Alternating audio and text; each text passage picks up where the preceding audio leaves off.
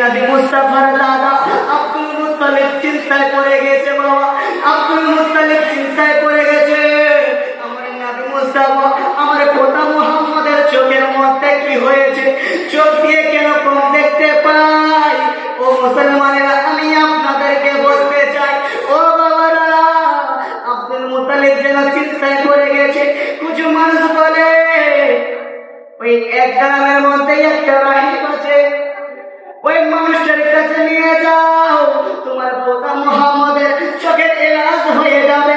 ওই মানুষটাই এত কাজ করে, যদি মর্দা ব্যক্তিকে, যদি কোনো একটা অসুস্থ মানুষকে ফু দিয়ে দেয়, অসুস্থ মানুষ যেন সুস্থ হয়ে যায় বাবা। আব্দুল মুত্তালিব চিন্তায় পড়ে গেল, ওই জায়গার মধ্যে যাওয়ার জন্য পরিস্থিতি হয়ে গেল, পেটি হয়ে গেল। আপনারা হবে, আপনার যদি কোনো কিছু হয়, কিছু মানুষ বলবে বাবা এই ডাক্তারের দিনগর ডাক্তারের মধ্যে ওষুধ খেলে ঠিক হবে না, যেতে হবে রায়গঞ্জে। রায়গঞ্জে যাবে কি যাবে না? কিছু মানুষ বলবে রায়গঞ্জেও ঠিক হবে না, আপনাকে পুনিয়ায় যেতে হবে, যাবে কিনা? তো আব্দুল মুত্তালিব নিজের পোতা মুহাম্মদ নবী মুস্তাফাকে নিয়ে যেন ওই শহরের মধ্যে চলে গেল। চলতে চলতে বাবা যখন শহরের মধ্যে পৌঁছে গেল, পৌঁছে যাওয়ার পরে গ্রামের মানুষদেরকে বলতেছে, ও গ্রামের মানুষেরা, একটুখানি বলো, একটুখানি বলো, একটুখানি বলো, ওই রাহিমকে কোথায় পাওয়া যাবে, ওই মানুষটাকে কোথায় পাওয়া যাবে? কারণ আমি কত ডক্টরকে দেখিয়েছি, আমার পোতা মুহাম্মদের এলাজ ঠিক করতে পারে নাই, এলাজ করতে পারে নাই। কত কবিরাজকে দেখিয়েছি, আমার পোতা মুহাম্মদের এলাজ করতে পারে নাই। আমি কত মানুষের কাছে শুনেছি, এই মানুষটার কাছে আসলে না এলাজ ভালো হয়। তখন আমি এসেছি, গ্রামের মানুষেরা বলতেছে, ও আব্দুল মুত্তালিব, ওই মানুষটা যেন এই ঘরের ভিতরে আছে। আব্দুল মুত্তালিব প্রশ্ন করলেন, ও গ্রামের মানুষেরা, একটুখানি বলো, একটুখানি বলো, ওই মানুষটা কতদিন পরে ঘর থেকে বের হবে? একটা মানুষ বলতেছে, হুজুর আব্দুল মুত্তালিব, ওই মানুষটা 6 দিন পর বের হবে। 6 দিন পরে যদি বের হয় না হয়, তাহলে 6 মাস পরে বের হবে। আবার যদি 6 মাস পরে বের না হয়, তাহলে 6 বছর পরে বের হবে। কয় বছর?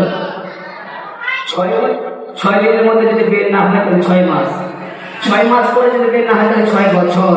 হযরত আব্দুল মুত্তালিব, বুঝতে পারছেন আপনারা? বুঝতে পারছেন? যদি বুঝতে না পারেন তাহলে আমাকে ইশারা করেন, আমি আপনাদেরকে খুব সুন্দরভাবে বুঝাবো।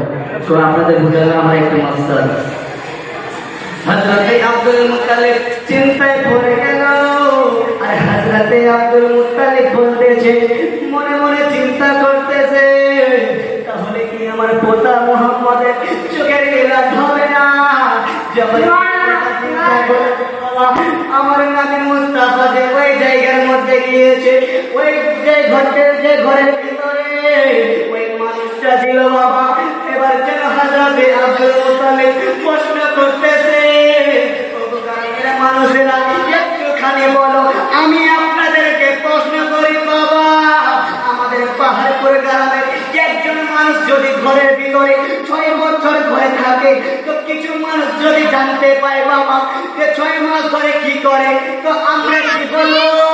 ওই মানুষটা আল্লাহর রাজি করে, আল্লাহকে রাজি করার জন্য আল্লাহর ইবাদত করতেছে, আল্লাহর ইবাদত করতেছে। বলবো কি বলবো না বাবা? বলবো তো, বলবো কিনা? বলবো। ওই নবী মুস্তাফার দাদু আব্দুল মুত্তালিব যেন যখন কথাটা মনে চিন্তা করেছেন বাবা, যেদিকে ঘরের ভিতরে যেন ভূমিকম্প শুরু হয়ে গেল। ও বাবা, ঘরটা যেন টকমক টকমক করে হিলতেছে। রাহিব যেন চিন্তায় পড়ে গেল, হায় হায় কি হইল আমার ঘরে আজকে হঠাৎ করে ভূমিকম্প কেন? একটুখানি বলো। কিছুক্ষণ পরে দরজার সামনে চলে আসলেন। দরজাটা খুলে যখনই বের হলো, সঙ্গে সঙ্গে দেখতে পাই হযরত আব্দুল মুত্তালিবকে।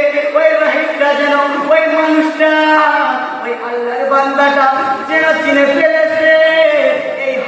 কাবা ঘরের সর্দার আব্দুল মুত্তালিব,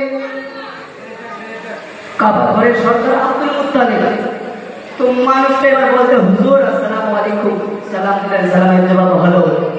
তো ওই মানুষটা বলতে যে হুজুর হঠাৎ করে আজকে আমার দরবারে কেন? তো আপনার নবী আমার নবী তোতা সাহেবের নবী বাবা হযরতে আব্দুল মুত্তালিব বলতেছেন, নবী মুস্তাফার দাদু হযরতে আব্দুল মুত্তালিব যেন বলতেছেন, ও আল্লাহর বান্দা শোনো, আমি অনেক মানুষের কাছে শুনেছি আপনার কাছে নাকি খুবই ভালো ইলাজ হয়, আপনি খুবই ভালো ইলাজ করতে পারেন। তাহলে একটু আমার পোতা মুহাম্মদ, আমার নাতি মুহাম্মদের ইলাজ করে দাও। যখনই দেখলো ওই রাহিবটা যখন আমার নবী মুস্তাফাকে দেখলো, দেখার পরে তার মাথার মধ্যে যেন মনে চলে আসলো, খেয়াল চলে আসলো যে আমি তোরা শরীফের মধ্যে পড়েছি, জবরের মধ্যে পড়েছি, ইংলিশের মধ্যে পড়েছি আল্লাহর এক নবী আসবে, যিনি হবে শেষ নবী, আর যার নাম হবে মুহাম্মদ। চোখটা হবে এইরকম, চেহারাখানা হবে এইরকম, মাথার চুল মোবারক হবে এইরকম। যেমন এই সম্পূর্ণ দেখলে হুবহু মিলে যাচ্ছে। এই ওই রাখি চিন্তায় করে গেল, বাবা এই তো মনে হয় নবী মুস্তাফা আমার ঘরে চলে এসেছে, আমার দরবারে চলে এসেছে। পাহাড় করে মানুষেরা একটুখানি শোনেন, একটুখানি শোনেন বাবা। নবী মুস্তাফাকে দেখলো, দেখার পরে ওই রাহিবটা যেন বলতেছে, এই তো মনে হয় নবী মুস্তাফা, আল্লাহর আখরি নবী, যার নাম হবে আহমদ আসমানে আর জামিনের নাম হবে মুহাম্মদ। তখন ওই মানুষটাকে আর চলে আসলো, মনে চলে আসলো, বাবা আমার নবী মুস্তাফাকে আমার আল্লাহ রাব্বুল আলামিন মহরে নবুয়ত দান করবে। যার লেখা থাকবে লা ইলাহা ইল্লাল্লাহ মুহাম্মাদুর রাসূলুল্লাহ, যার লেখা থাকবে লা ইলাহা ইল্লাল্লাহ মুহাম্মাদুর রাসূলুল্লাহ, ওই মানুষটা দেখলো মহরে নবুয়ত দিয়েছে নবী মুস্তাফার কাছে। তখন দেখলো আর আব্দুল মুত্তালিব যেন বলতেছে, ও আল্লাহর বান্দা একটুখানি বলো, একটুখানি বলো, আমার পোতা মুহাম্মাদের ইলাজ করতে পারবে না? রাহিম যেন বলতেছে, হুজুর আপনাকে, আপনি আমাকে মাফ করবেন, আমি আপনার পোতা নবী মুস্তাফার ইলাজ করতে পারবো না। আব্দুল মুত্তালিব বলতেছে, কেন? একটুখানি বলো, একটুখানি বলো, একটুখানি বলো, কেন আমার পোতার ইলাজ করতে পারবে না? কারণ আমি কত মানুষের কাছে শুনেছি, ওই মানুষটার কাছে যদি যাই, যদি অসুস্থ মানুষ যায়, সুস্থ হয়ে আসে, শুধুমাত্র আমার পোতা মুহাম্মদের ইলাজ করতে পারবে না। রাহিম যেন বলতেছে, বাবা মুস্তাফার ইলাজ করতে পারবো না, আপনার নাতির ইলাজ করতে পারবো না। আব্দুল মুত্তালিব বলতেছে, কেন পারবে না? একটুখানি আমাকে বলে বলো। রাহিব যেন বলতেছে, হুজুর আব্দুল মুত্তালিব, আপনার পোতা, আপনার নাতির অসুখের, আপনার নাতির অসুখের ওষুধ তার নিজের কাছে আছে। আপনার নাতির যে বিমারিটা হয়েছে, ওই বিমারির ওষুধ দাওয়া আপনার নাতির কাছে আছে। হযরতে আব্দুল মুত্তালিব চিন্তায় পড়ে গেল, বাবা কি ওষুধ আমার নাতির কাছে আছে? তখন ওই রাহিব যেন বলতেছে, আব্দুল মুত্তালিব, তাহলে শুনে আপনার পোতা মুহাম্মদের চোখটা যেন লাল হয়ে গেছে, ওই চোখের মধ্যে আপনার নাতির চোখ মোবারক লাগিয়ে দেন, তাহলে আপনি প্রমাণ পেয়ে যাবেন। ওটার কসমে গিয়ে বলি, বাবা পাহাড় করে মুসলমানেরা, আমি ওটার কসমে গিয়ে বলি, ওই রাহিবের কথা শুনে আব্দুল মুত্তালিব যেন নিজের নাতির চোখ মোবারক বের করে নিজের নাতির চোখের মধ্যে লাগিয়ে দিল।